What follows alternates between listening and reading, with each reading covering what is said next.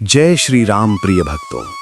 हनुमान पुराण का ये भाग 6 हमें भक्ति, विनम्रता, त्याग और दिव्य चरित्र की ऐसी झलक दिखाता है जो हृदय को स्पर्श कर जाती है। इस अध्याय में पवन पुत्र हनुमान जी न केवल महाबली अर्जुन के गर्व को भंग कर उन्हें नम्रता का अद्भुत संदेश देते हैं, बल्कि शनिदेव के अहंकार को शांत कर दया और करुणा की वास्तविक शक्ति भी प्रकट करते हैं।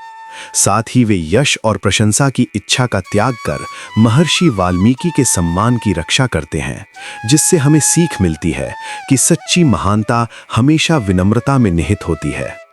तो आइए श्रद्धा से भरे मन और भक्ति से ओतप्रोत आत्मा के साथ प्रवेश करते हैं हनुमान पुराण के इस पवित्र भाग 6 में, जहां हर प्रसंग हमें जीवन की गहराई, धर्म का मार्ग और ईश्वर के प्रति पूर्ण समर्पण का दिव्य संदेश प्रदान करता है। नमस्कार दोस्तों, आपका स्वागत है हमारे चैनल सोलफुल सनातन भक्ति में, जहां आपको मिलती हैं सनातन परंपरा की अनमोल कथाएं, दिव्य रहस्य और प्राचीन ज्ञान का अथाह सागर। चलिए आरंभ करते हैं हनुमान जी और अर्जुन के विलक्षण संवाद से।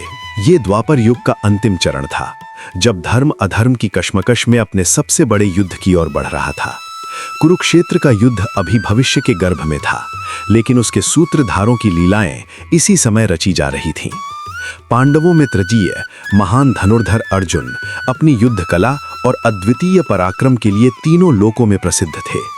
अपनी गांडीव की टंकार से वे देवताओं को भी भयभीत कर सकते थे। यही कारण था कि उनके हृदय में कहीं न कहीं एक सूक्ष्म गर्व ने जन्म ले लिया था। वे अपनी धनुर्विद्या को सर्वश्रेष्ठ मानते थे और स्वयं को सबसे महान योद्धा समझते थे। एक दिन अर्जुन अपने रथ पर सवार होकर दक्षिण दिशा की ओर निकल पड़े। सारथी के स्थान पर इस बार स्वयं अर्जुन विराजमान थे, जो अपनी स्वेच्छा से रथ को चला रहे थे। वे अरण्य से होते हुए रामेश्वरम के धनुषकोटि तीर्थ तक जा पहुंचे। दोपहर का समय था। उन्होंने पवित्र तीर्थ में स्नान किया और कुछ देर के लिए वहीं विश्राम करने लगे। उनका मन अपनी सफलताओं पर गर्व कर रहा था। तभी उनकी दृष्टि एक पर्वत पर पड़ी, जहां एक विशाल वानर ध्यान मग्न बैठा था। वह वानर कोई साधारण वानर नहीं था। वह भगवान श्री राम के परम भक्त और सेवक महावीर हनुमान थे। उनका शरीर सुनहरे पीले रोंों से सुशोभित था और वे अपने आराध्य श्री राम का नाम जप रहे थे। उनके मुख पर एक अलौकिक शांति और तेज था, जो किसी भी तपस्वी से अधिक था। अर्जुन ने उस वानर को देखकर सोचा, यह कैसा वानर है? इसका तेज तो किसी सिद्ध ऋषि जैसा है। अपनी जिज्ञासा और अहंकार के वशीभूत होकर अर्जुन ने उस वानर से पूछा, हे वानर, तुम कौन हो और इस एकांत में क्या कर रहे हो? हनुमान जी ने अपनी आंखें खोली और मंद मंद मुस्कुराते हुए अर्जुन को देखा। उन्होंने बड़ी विनम्रता से उत्तर दिया, हे श्रेष्ठ, मैं भगवान श्री राम का सेवक हनुमान हूं। त्रेता युग में मैंने ही समुद्र पर पत्थरों का सेतु बनाया था, ताकि मेरे प्रभु लंका जा सकें। यह सुनकर अर्जुन के गर्व को और भी बल मिला। उन्होंने उपहास भरे स्वर में कहा, केवल पत्थरों का सेतु? यह कैसा पराक्रम है? मैं तो अपनी धनुर्विद्या से बाणों का एक ऐसा सेतु बना सकता हूं, जिस पर पूरी सेना आराम से चल सकती है। श्री राम को इतना परिश्रम करने की क्या आवश्यकता थी? क्या वे इतने बड़े धनुर्धर नहीं थे कि एक बाण सेतु बना पाते? हनुमान जी ने अर्जुन के गर्व को भांप लिया। वे जानते थे कि अर्जुन के भीतर का अहंकार ही उसे ऐसा कहने पर विवश कर रहा है। उन्होंने शांति से कहा, हे वीर, आप सही कह रहे होंगे, लेकिन क्या आपके बाणों से बना सेतु वानरों के भार को सह पाएगा? हम वानर तो उछलकूद करते हैं, हमारा भार पत्थर के सेतु पर ही संभव था। आपके बाणों का सेतु तो मेरे जैसे एक वानर के अंगूठे का भार भी नहीं सह पाएगा। अर्जुन के लिए ये चुनौती असहनीय थी। उनकी आंखों में क्रोध और गर्व का मिश्रण झलक रहा था। उन्होंने गरज कर कहा, हे वानर, अगर मेरा बनाया हुआ सेतु तुम्हारे अंगूठे के भार से भी टूट जाए तो फिर मेरी धनुर्विद्या किस काम की? मैं उसी क्षण अग्नि में प्रवेश कर जीवित चिता बना लूंगा। हनुमान जी ने भी अर्जुन की चुनौती स्वीकार कर ली। वे जानते थे कि प्रभु की लीला अब आरंभ होने वाली है। उन्होंने कहा, ठीक है, मैं ये शर्त स्वीकार करता हूँ, लेकिन यदि आपका सेतु मेरे पूरे भार को सह गया तो मैं जीवन भर आपके रथ की ध्वजा पर बैठकर आपकी सहायता करूंगा। अर्जुन ने तुरंत अपना विशाल गांडीव धनुष उठाया और अपने दिव्य बाणों से समुद्र के ऊपर एक अद्भुत सेतु का निर्माण करना शुरू कर दिया। उनके बाणों की गति इतनी तीव्र थी कि जैसे ही एक बाण हवा में छूटता, दूसरा बाण उससे जुड़ जाता। देखते ही देखते समुद्र के नीले जल के ऊपर बाणों का एक मजबूत, लंबा और चौड़ा सेतु बन गया, जिसकी लंबाई सैकड़ों योजन थी।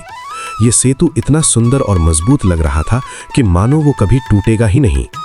जब सेतु तैयार हो गया तो अर्जुन ने गर्व से भरकर हनुमान जी से कहा, लीजिए हे वानर, अब आप इस पर उछल कूद करके देख सकते हैं। हनुमान जी ने अर्जुन की ओर देखा और मुस्कुराते हुए उस सेतु पर अपने विशाल स्वरूप में अवतरित हुए। उन्होंने केवल अपने पैर का अंगूठा सेतु के पहले सिरे पर रखा और जैसे ही उनके अंगूठे का स्पर्श हुआ, अर्जुन द्वारा निर्मित वो मजबूत सेतु तड़क कर चरमरा उठा और एक जोरदार आवाज के साथ खंड खंड होकर समुद्र के गहरे जल में समा गया। अर्जुन ये देखकर हक्के बक्के रह गए। उनका चेहरा उदास हो गया, गर्व चूर चूर हो गया और आंखों से पश्चाताप की बूंदें टपकने लगीं। अपनी प्रतिज्ञा के अनुसार उन्होंने तुरंत अग्नि प्रज्वलित की और उसमें प्रवेश करने के लिए तैयार हो गए। वे अपनी धनुर्विद्या की असफलता से इतने व्यथित थे कि उन्हें जीवन व्यर्थ लगने लगा। तभी एक साधारण से ब्रह्मचारी वहां प्रकट हुए। उनके मुख पर एक दिव्य तेज था, लेकिन अर्जुन अपनी व्यथा में इतने लीन थे कि वे उस तेज को पहचान न सके। ब्रह्मचारी ने अर्जुन से पूछा, हे वीर, तुम कौन हो और क्यों जीवित चिता में प्रवेश करने जा रहे हो? अर्जुन ने अपनी व्यथा सुनाई। पूरी घटना सुनकर ब्रह्मचारी ने शांत स्वर में कहा, कोई भी प्रतिज्ञा बिना साक्षी के व्यर्थ होती है। मैंने तुम्हारी पूरी प्रतिज्ञा देखी है। मैं इस घटना का साक्षी हूं। तुम एक बार फिर से सेतु का निर्माण करो। ब्रह्मचारी की बात सुनकर अर्जुन को एक आशा मिली। उन्होंने फिर से अपना गांडीव उठाया और पहले से भी अधिक एकाग्रता से बाणों का सेतु बनाया। इस बार जब हनुमान जी ने अपना पूरा भार उस पर रखा तो सेतु टस से मस नहीं हुआ। हनुमान जी आश्चर्यचकित होकर सोचने लगे, जो सेतु मेरे अंगूठे के भार से टूट गया था, वो आज मेरे पूरे भार को कैसे सह रहा है। उन्हें तुरंत समझ आ गया कि ये किसी महान शक्ति की लीला है। हनुमान जी ने तुरंत कहा, हे वीर, मैं आपसे हार गया हूं, लेकिन मैं जानता हूं कि ये मेरी हार नहीं बल्कि इस ब्रह्मचारी की कृपा है। उन्होंने अर्जुन से कहा, हे अर्जुन, ये कोई साधारण ब्रह्मचारी नहीं है, ये स्वयं भगवान श्री कृष्ण है, जिन्होंने अपने सुदर्शन चक्र को इस सेतु के नीचे लगाकर इसे सहारा दिया है। और उसी क्षण ब्रह्मचारी के स्थान पर भगवान श्री कृष्ण प्रकट हो गए, जिनके मुख पर एक मधुर मुस्कान थी। उनके शरीर पर पीले वस्त्र और हाथ में मुरली थी। ये देखकर अर्जुन चकित रह गए और पश्चाताप की अग्नि में जल उठे। उन्होंने अपने आराध्य, अपने सखा को पहचान लिया। हनुमान जी ने भी तुरंत श्री कृष्ण के चरणों में प्रणाम किया। श्री कृष्ण ने अर्जुन से कहा, पार्थ, जिस अहंकार के कारण तुमने प्रभु श्री राम की धनुर्विद्या पर संदेह किया, उसी अहंकार को तोड़ने के लिए ये लीला रची गई थी। श्री कृष्ण की आज्ञा से उनका सुदर्शन चक्र सेतु के नीचे से हटा और अर्जुन का बनाया हुआ सेतु समुद्र की लहरों में विलीन हो गया। अर्जुन ने लज्जित होकर अपने अहंकार के लिए क्षमा मांगी। अपनी प्रतिज्ञा के अनुसार हनुमान जी उसी क्षण अर्जुन के रथ पर विराजित हो गए। वे रथ की ध्वजा पर बैठकर युद्ध के समय अर्जुन की सहायता करने लगे। इसी कारण अर्जुन को कपित ध्वज, जिसकी ध्वजा पर वानर हो, के नाम से जाना जाने लगा। महाभारत युद्ध में हनुमान जी का योगदान। कुरुक्षेत्र का युद्ध आरंभ हो चुका था। अर्जुन का रथ, जिस पर स्वयं भगवान श्री कृष्ण सारथी बने थे, युद्ध के मैदान में कौरव सेना पर काल बनकर टूट पड़ा था। अर्जुन के बाणों के प्रहार से शत्रुओं के रथ और हाथी बहुत दूर जाकर गिरते थे। लेकिन एक दिन युद्ध में वीर कर्ण और अर्जुन का सामना हुआ। कर्ण ने अपनी अद्भुत धनुर्विद्या का परिचय दिया और अपने बाणों के प्रहार से अर्जुन के रथ को कुछ कदम पीछे धकेल दिया। अर्जुन ने क्रोधित होकर कर्ण पर बाणों की वर्षा कर दी। जब ये प्रसंग समाप्त हुआ तो श्री कृष्ण ने कर्ण की प्रशंसा करते हुए कहा, पार्थ, आज वीर कर्ण ने तुम्हारे रथ को कुछ कदम पीछे धकेल दिया। ये उसकी वीरता का प्रमाण है। ये सुनकर अर्जुन अचंभित हो गए।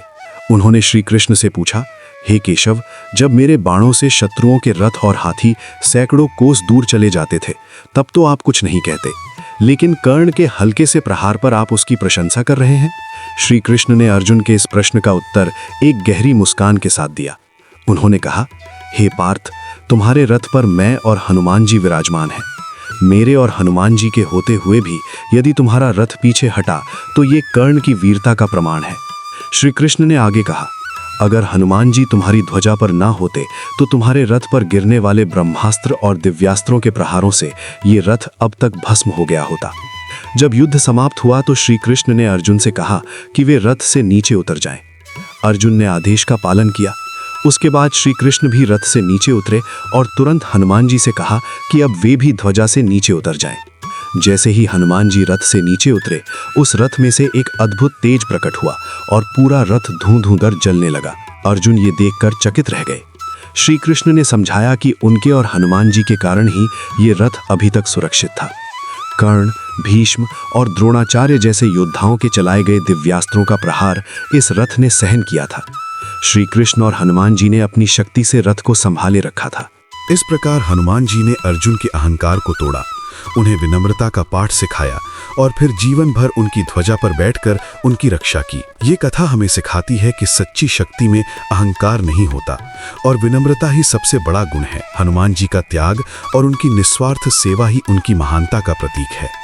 उनकी सहायता और मार्गदर्शन ही अर्जुन की विजय का असली कारण था। ये कथा हमें ये भी बताती है कि भगवान अपने भक्तों के अहंकार को तोड़ने के लिए कैसी कैसी लीलाएं करते हैं। अर्जुन का अहंकार टूट गया और वे एक बेहतर और अधिक विनम्र योद्धा बन गए। हनुमान जी ने भी अपनी प्रतिज्ञा पूरी की और अंत तक अर्जुन के साथ रहे, उनकी और धर्म की रक्षा की। ये संवाद सिर्फ एक कहानी नहीं बल्कि जीवन का एक महत्वपूर्ण दर्शन है जो हमें अहंकार त्यागने और सच्ची भक्ति को अपनाने का संदेश देता है। हनुमान जी और शनिदेव। सूर्य पुत्र शनिदेव का अहंकार और हनुमान जी का ध्यान। सृष्टि में हर जीव, हर ग्रह और हर शक्ति की अपनी सीमा और अपना स्थान है, लेकिन कभी कभी जब कोई शक्ति अपने स्थान और बल पर अधिक गर्व करने लगती है तो उसका अहंकार उस पर भारी पड़ जाता है। ऐसी ही एक कहानी है भगवान श्री राम के परम भक्त पवन सुत हनुमान और सूर्य पुत्र शनिदेव की, जिनका अहंकार चूर चूर हो गया था। ये प्रसंग उस समय का है जब हनुमान जी त्रेता युग में बनाए गए अपने प्रभु श्री राम के सेतु के पास बैठे हुए थे। वो स्थान अत्यंत पावन था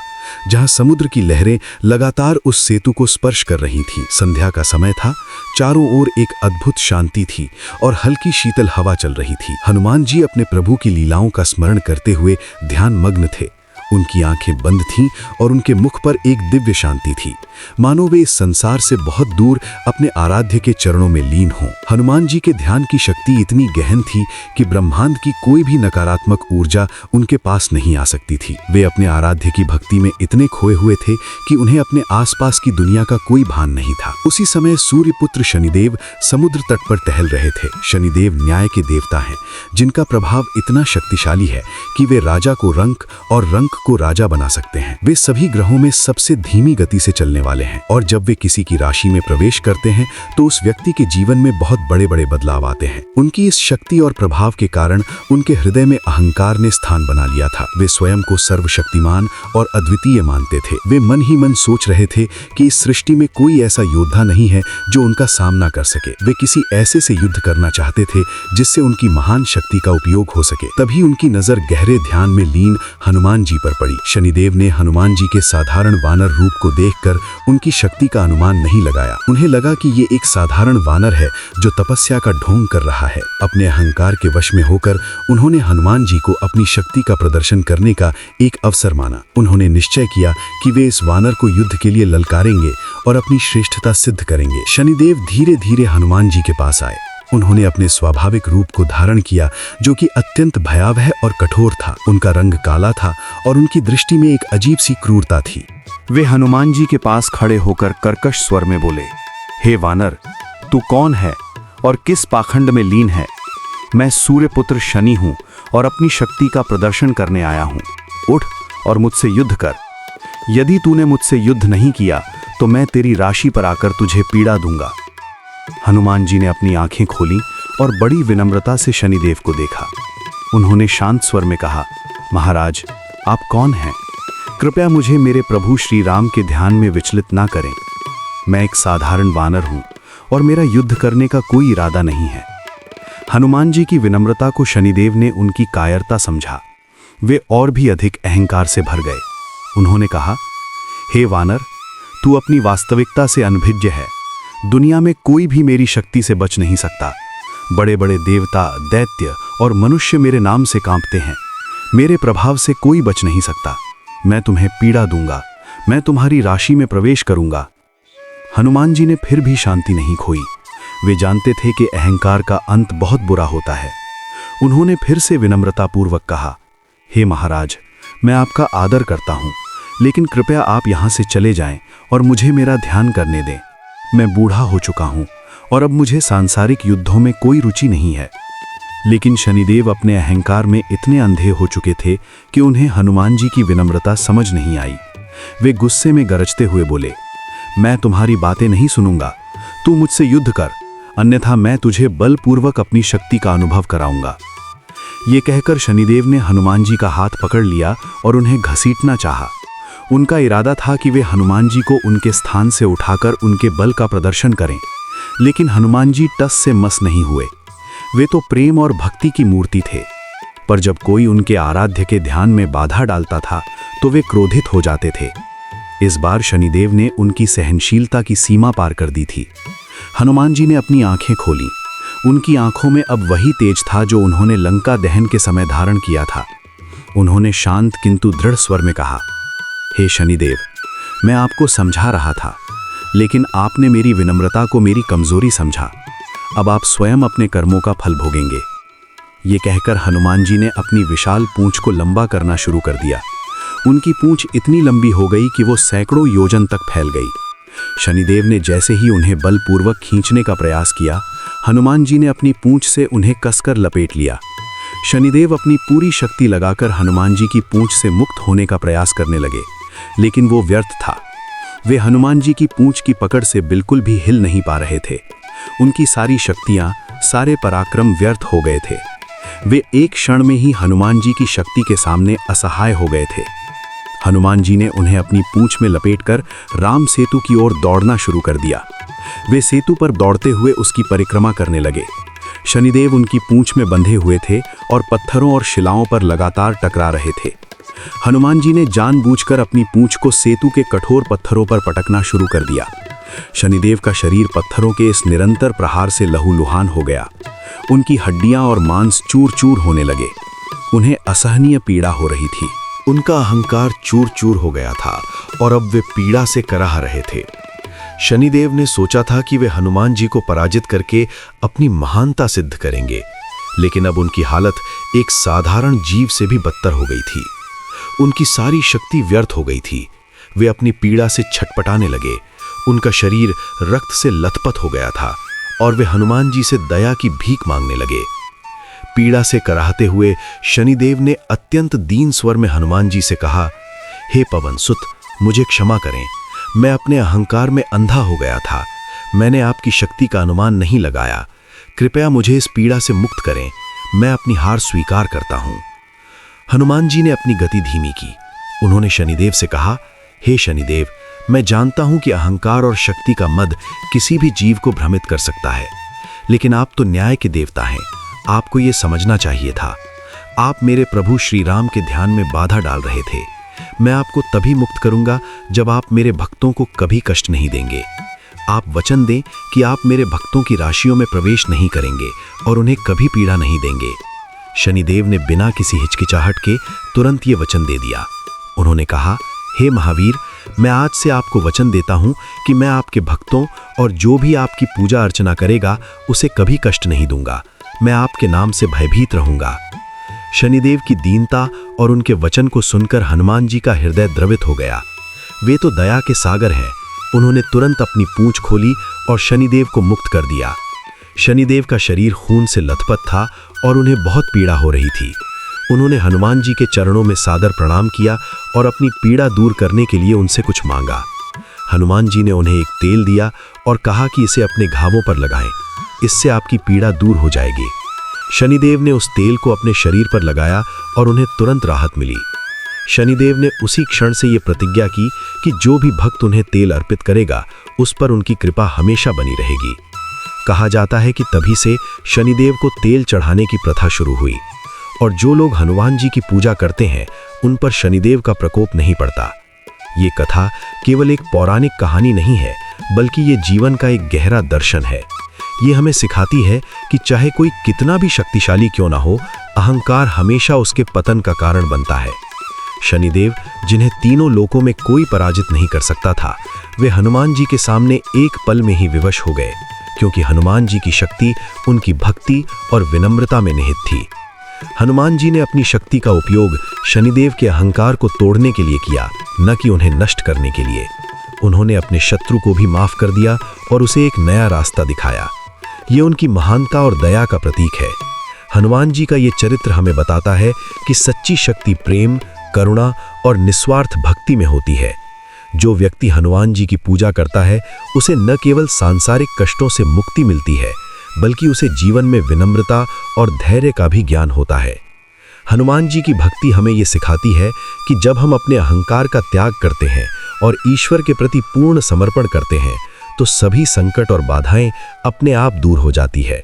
यही कारण है कि हनुमान जी को संकट मोचन कहा जाता है, क्योंकि वे हर प्रकार के संकट का निवारण करते हैं, चाहे वो शारीरिक हो या मानसिक। यश कामना का त्याग। हनुमान जी और महर्षि वाल्मीकि का संवाद। ये प्रसंग त्रेता युग के अंत का है, जब भगवान श्री राम का पृथ्वी पर अवतार समाप्त होने वाला था। उस समय सृष्टि में दो महान राम कथाएं विद्यमान थीं। एक थी आदि कवि महर्षि वाल्मीकि द्वारा रचित वाल्मीकि रामायण, जो 7 कांडों और हजारों श्लोकों में भगवान राम के जीवन का महाकाव्य थी। दूसरी कथा थी भगवान राम के परम भक्त पवनसुत हनुमान द्वारा लिखी गई, जिसे हनुमत रामायण के नाम से जाना जाता है।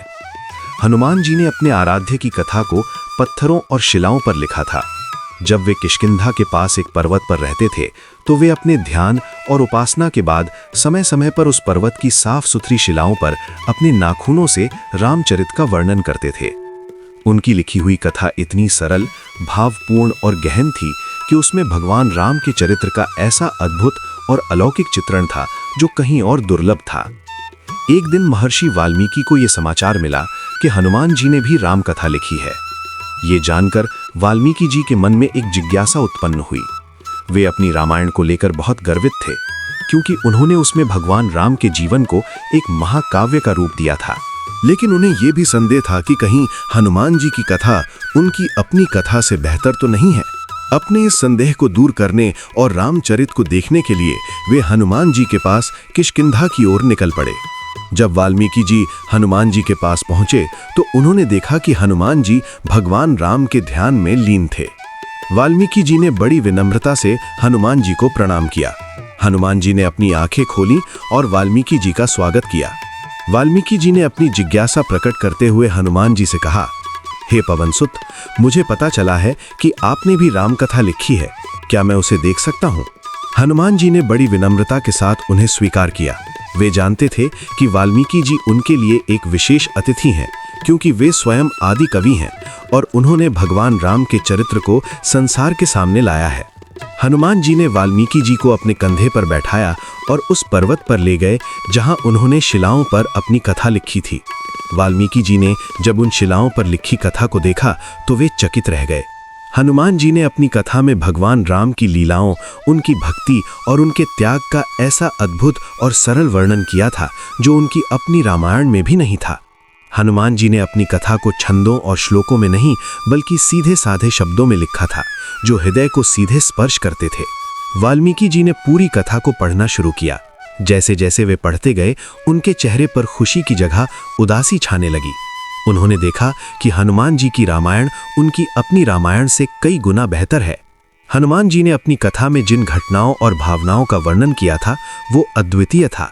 वाल्मीकि जी को लगा कि उनकी अपनी रामायण अब व्यर्थ हो गई है, क्योंकि हनुमान जी की कथा के सामने उसका कोई महत्व नहीं रहेगा।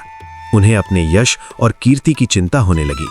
जब वाल्मीकि जी ने पूरी कथा पढ़ ली, तो उन्होंने अत्यंत दुखी मन से हनुमान जी से कहा, हे पवनसुत, मैं मानता हूं कि आपकी लिखी हुई राम कथा संसार में सबसे श्रेष्ठ है। इससे उत्तम कथा ना तो भूतकाल में थी, ना वर्तमान में है और ना ही भविष्य में होगी। मैंने बहुत परिश्रम से अपनी रामायण की रचना की है, लेकिन अब मुझे चिंता है कि मेरी रामायण का प्रचार कैसे होगा। मेरा यश और मेरी कीर्ति आपकी इस महान कृति के सामने फीकी पड़ जाएगी। वाल्मीकि जी के मुख से निकले इन शब्दों को सुनकर हनुमान जी का हृदय द्रवित हो गया। वे तुरंत समझ गए कि वाल्मीकि जी को अपनी प्रसिद्धि की चिंता है। हनुमान जी तो स्वयं त्याग और विनम्रता की मूर्ति हैं। उन्हें अपने यश की कोई कामना नहीं थी। वे तो केवल अपने प्रभु को प्रसन्न करने के लिए ये कथा लिख रहे थे। हनुमान जी ने शांत स्वर में कहा, महर्षि, इतनी छोटी सी बात के लिए आपको चिंता करने की कोई आवश्यकता नहीं है। आपका दुख और आपकी चिंता मेरे लिए सहनशील नहीं है। ये कहकर बिना एक पल भी सोचे हनुमान जी ने उन सभी शिलाओं को इकट्ठा किया जिन पर उन्होंने राम कथा लिखी थी। उन्होंने एक एक करके उन शिलाओं को अपने विशाल हाथों में उठाया और वाल्मीकि जी को कंधे पर बैठाकर समुद्र की ओर चल पड़े। वाल्मीकि जी चकित होकर देख रहे थे कि हनुमान जी क्या करने जा रहे हैं। जैसे ही वे समुद्र के किनारे पहुंचे, हनुमान जी ने एक एक करके उन सभी शिलाओं को जिन पर राम कथा लिखी थी गहरे समुद्र में डुबो दिया। ये देखकर वाल्मीकि जी की आंखें भर आईं। उन्होंने रुंधे हुए कंठ से कहा, हे पवनसुत, आपने ये क्या किया? आपने तो अपनी श्रेष्ठतम कृति को ही नष्ट कर दिया। हनुमान जी ने बड़ी विनम्रता से कहा, महर्षि, मेरे कारण आपका यश कम हो ये मुझे स्वीकार नहीं है। आपकी रामायण ही संसार में राम कथा का प्रचार करेगी। मेरी कथा को कोई नहीं पढ़ेगा। लेकिन आपके द्वारा रचित राम कथा युगों युगों तक लोगों का मार्गदर्शन करेगी। मुझे यश की कोई कामना नहीं है। मैं तो बस अपने प्रभु को प्रसन्न करना चाहता हूं। हनुमान जी का ये त्याग देखकर वाल्मीकि जी भाव विभोर हो गए। उन्होंने हनुमान जी को गले से लगाया और कहा, हे पवनसुत, आपने आज जो त्याग किया है वो संसार में कोई नहीं कर सकता। आपने मेरी कृति को जीवित रखने के लिए अपनी महान कृति का त्याग कर दिया। दुनिया आपके इस त्याग को हमेशा याद रखेगी। आपका यश आपकी निर्मल भक्ति के साथ और भी बढ़ता जाएगा। इस घटना के बाद वाल्मीकि जी ने हनुमान जी की स्तुति में एक श्लोक भी लिखा।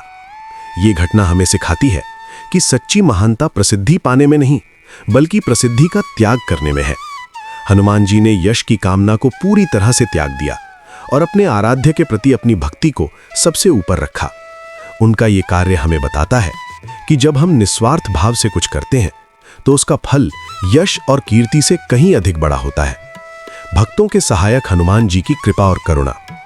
भगवान श्री राम के परम भक्त पवनसुत हनुमान जी को केवल बल, बुद्धि और विद्या का ही नहीं बल्कि करुणा और दया का भी सागर माना जाता है। वे स्वयं भगवान श्री राम के प्रतिनिधि के रूप में इस पृथ्वी पर विद्यमान है ताकि वे भक्तों, दुखियों और पीड़ितों की सेवा, सहायता और रक्षा कर सके।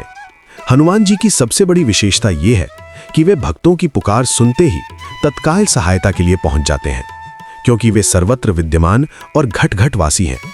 उनका संकट मोचन नाम इसी कारण प्रसिद्ध है कि वे सभी प्रकार के संकटों को दूर करते हैं। हनुमान जी की भक्ति का मार्ग बहुत सरल है।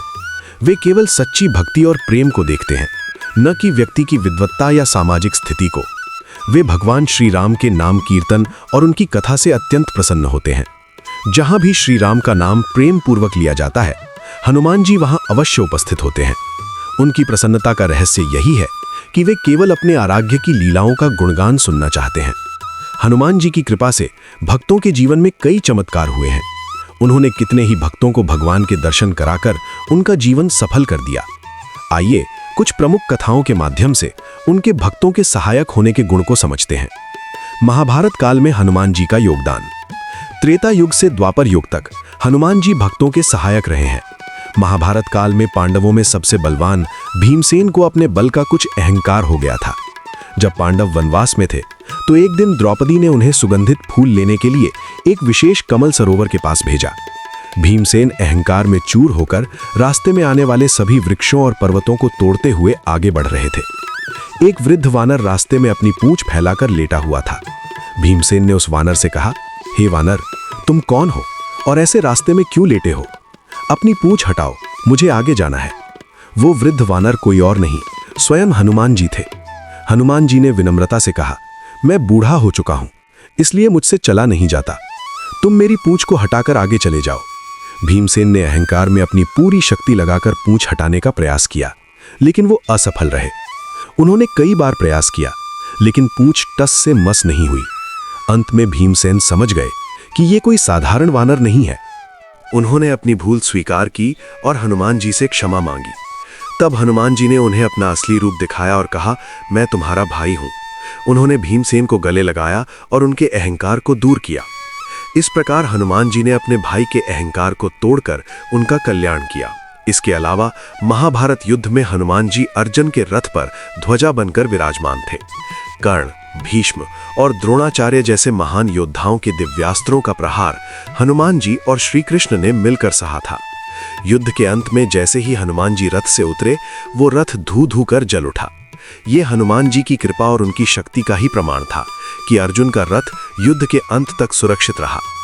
तुलसीदास जी पर हनुमान जी की कृपा।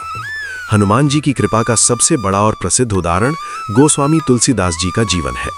रामचरितमानस में स्वयं तुलसीदास जी ने लिखा है कि हनुमान जी की प्रेरणा और सहायता के बिना ये महान ग्रंथ संभव नहीं था। तुलसीदास जी ने कहा है कि जिस पर हनुमान जी की कृपा होती है, उस पर माता पार्वती, शंकर, लक्ष्मण, श्री राम और माता जानकी की भी कृपा हो जाती है। एक प्रसिद्ध कथा के अनुसार तुलसीदास जी को श्री राम के दर्शन की तीव्र इच्छा थी, लेकिन वे उन्हें प्राप्त नहीं हो पा रहे थे। एक दिन एक प्रेत ने उन्हें बताया कि जहां राम कथा होती है, वहां सबसे पहले आने वाले बूढ़े कुष्ठी के वेश में हनुमान जी आते हैं। प्रेत ने तुलसीदास जी को उनके चरण पकड़ने को कहा। तुलसीदास जी ने ऐसा ही किया। कथा समाप्त होने पर उन्होंने हनुमान जी के चरण पकड़ लिए और उनसे श्री राम के दर्शन कराने का अनुरोध किया। हनुमान जी ने पहले तो टाल मटोल की, लेकिन तुलसीदास जी की भक्ति और निष्ठा को देखकर वे द्रवित हो गए। उन्होंने तुलसीदास जी को एक मंत्र दिया और उन्हें चित्रकूट में अनुष्ठान करने के लिए कहा। हनुमान जी की कृपा से तुलसीदास जी चित्रकूट पहुंचे और अनुष्ठान करने लगे। एक दिन उन्हें दो सुंदर राजकुमार घोड़े पर आते हुए दिखाई दिए, लेकिन वे उन्हें पहचान नहीं पाए। बाद में जब हनुमान जी ने प्रकट होकर बताया कि वे श्री राम और लक्ष्मण थे, तो तुलसीदास जी व्याकुल हो गए। दयालु हनुमान जी ने उन्हें सांत्वना दी और फिर से प्रभु के दर्शन कराने का वचन दिया। उनकी कृपा से तुलसीदास जी को न केवल श्री राम के, बल्कि सीता, लक्ष्मण और भरत सहित पूरे राम दरबार के दर्शन प्राप्त हुए। जब तुलसीदास जी रामचरितमानस की रचना कर रहे थे, तब भी हनुमान जी ने हर कदम पर उनकी सहायता की। जब भी तुलसीदास जी को कोई कठिनाई आती थी, तो हनुमान जी स्वयं प्रकट होकर उसका समाधान करते थे। ऐसी दो घटनाएं बहुत प्रसिद्ध हैं। एक बार जब तुलसीदास जी ने सोरठा लिखा, धरी न काऊ धीर, सबके मन मसों से झरे, तो उन्हें चिंता हुई कि सबके में नारद जैसे विरक्त भक्त भी आ गए हैं। तब हनुमान जी ने प्रकट होकर सोठे की दूसरी पंक्ति को पूरा किया, जेहि राखी रघुवीर तेहि दूसरा।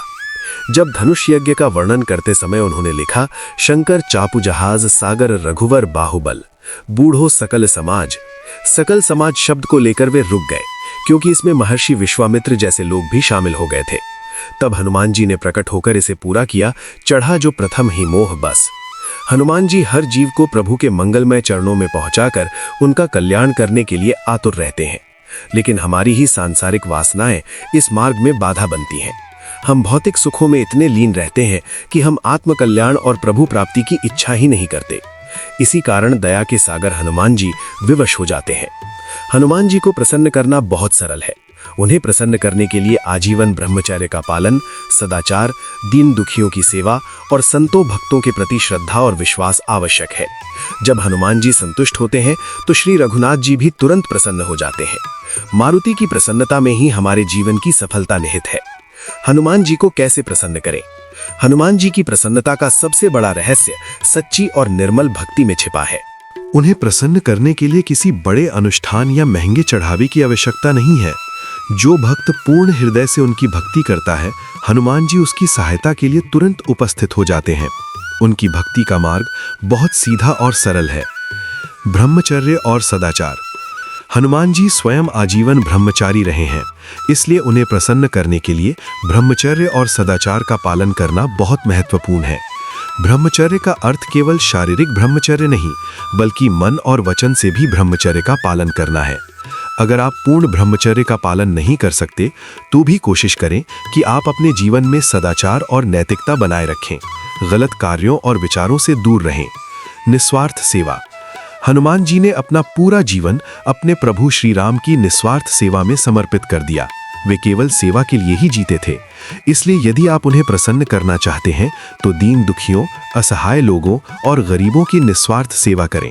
जब आप किसी भूखे को खाना खिलाते हैं, किसी जरूरतमंद की मदद करते हैं, तो हनुमान जी उस कार्य से बहुत प्रसन्न होते हैं। सेवा ही उनका सबसे बड़ा धर्म है। नाम जप और हनुमान चालीसा का पाठ।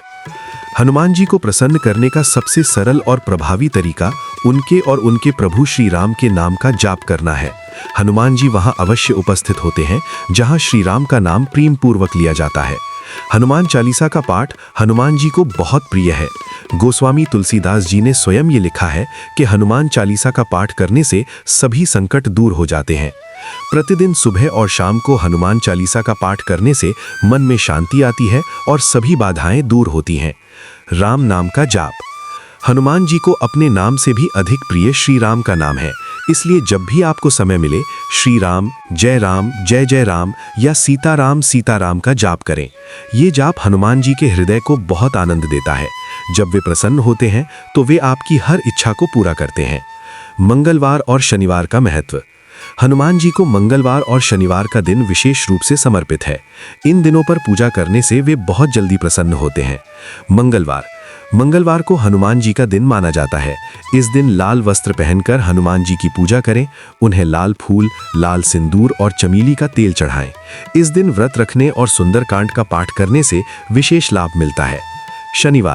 शनिवार को भी हनुमान जी की पूजा की जाती है। ये इसलिए है क्योंकि हनुमान जी ने ही शनिदेव के अहंकार को तोड़ा था और शनिदेव ने वचन दिया था कि वे हनुमान जी के भक्तों को कभी परेशान नहीं करेंगे। इसलिए शनिवार के दिन हनुमान जी की पूजा करने से शनि दोष और शनि के प्रकोप से मुक्ति मिलती है। इस दिन उन्हें तेल और सिंदूर चढ़ाएं। सिंदूर और चमेली का तेल। हनुमान जी को सिंदूर बहुत प्रिय है। एक पौराणिक कथा के अनुसार एक बार हनुमान जी ने माता सीता को अपनी मांग में सिंदूर लगाते हुए देखा। उन्होंने माता सीता से पूछा कि वे ऐसा क्यों करती हैं। माता सीता ने बताया कि वे अपने प्रभु श्री राम की लंबी उम्र और अच्छे स्वास्थ्य के लिए ऐसा करती हैं। ये सुनकर हनुमान जी ने अपने पूरे शरीर पर सिंदूर लगा लिया ताकि उनके प्रभु अमर रहें। तभी से हनुमान जी को सिंदूर चढ़ाने की प्रथा शुरू हुई। हनुमान जी को प्रसन्न करने के लिए उन्हें चमेली के तेल में मिलाकर सिंदूर चढ़ाना चाहिए। इसे चोला चढ़ाना कहते हैं। ये कार्य मंगलवार या शनिवार को करना बहुत शुभ माना जाता है। सुंदरकांड का पाठ। सुंदरकांड रामचरितमानस का एक अध्याय है जो पूरी तरह से हनुमान जी के पराक्रम, बुद्धि और उनकी भक्ति को समर्पित है। इसका पाठ करने से हनुमान जी बहुत प्रसन्न होते हैं। सुंदरकांड का पाठ करने से न केवल मानसिक शांति मिलती है बल्कि जीवन की सभी बाधाएं दूर हो जाती हैं। सुंदरकांड का पाठ विशेष रूप से मंगलवार या शनिवार को करना चाहिए। माना जाता है कि इसका पाठ करने से भूत प्रेत और सभी नकारात्मक ऊर्जाएं दूर रहती हैं। हनुमान जी को प्रसाद। हनुमान जी को प्रसाद में गुड़, चना, बेसन के लड्डू, चूरमा और बूंदी बहुत प्रिय है। उन्हें प्रसन्न करने के लिए इन चीजों का भोग लगाएं। प्रसाद चढ़ाते समय ये ध्यान रखें कि वो शुद्ध और सात्विक हो। निष्कर्ष, प्रेम और विश्वास ही कुंजी है। अंत में सबसे महत्वपूर्ण बात यह है कि हनुमान जी को प्रसन्न करने के लिए दिखावे या आडंबर की कोई आवश्यकता नहीं है। उन्हें केवल आपके हृदय का सच्चा प्रेम और अटूट विश्वास चाहिए। जब आप उन्हें सच्चे मन से पुकारते हैं तो वे आपकी सहायता के लिए तुरंत उपस्थित हो जाते हैं। उनकी भक्ति का मार्ग हमें सिखाता है कि जीवन में विनम्रता, त्याग और निस्वार्थ सेवा ही सबसे बड़े गुण हैं। यदि आप इन सरल बातों का पालन करते हैं तो आप निश्चित रूप से हनुमान जी की कृपा प्राप्त करेंगे और आपके जीवन के सभी दुख और संकट दूर हो जाएंगे। हनुमान पुराण की दिव्य कथाएं केवल पुरातन प्रसंग नहीं बल्कि जीवन को दिशा देने वाले अमूल्य संदेश हैं। अर्जुन के गर्व को विनम्रता में बदल देना, शनिदेव के अहंकार को करुणा से शांत करना और महर्षि वाल्मीकि के सम्मान हेतु अपना यश त्याग देना, ये सभी प्रसंग हमें बताते हैं कि सच्ची शक्ति बल में नहीं बल्कि प्रेम, सेवा और भक्ति में छुपी होती है। हनुमान जी की ये गाथा हमें प्रेरित करती है कि हम भी अपने जीवन में अहंकार का त्याग करें, सेवा को धर्म बनाएं और ईश्वर के चरणों में सच्ची भक्ति अर्पित करें। जब हम ऐसा करते हैं तो संकट मोचन हनुमान जी की कृपा से जीवन के सभी दुख और बाधाएं दूर हो जाती हैं। अगर आपको ये कथा ज्ञानवर्धक और प्रेरणादायक लगी हो तो कृपया इस वीडियो को लाइक करें, अपनी श्रद्धा भरी कमेंट हमें ज़रूर भेजें और ऐसी ही दिव्य कथाओं को सुनने के लिए हमारे चैनल को सब्सक्राइब करना ना भूलें।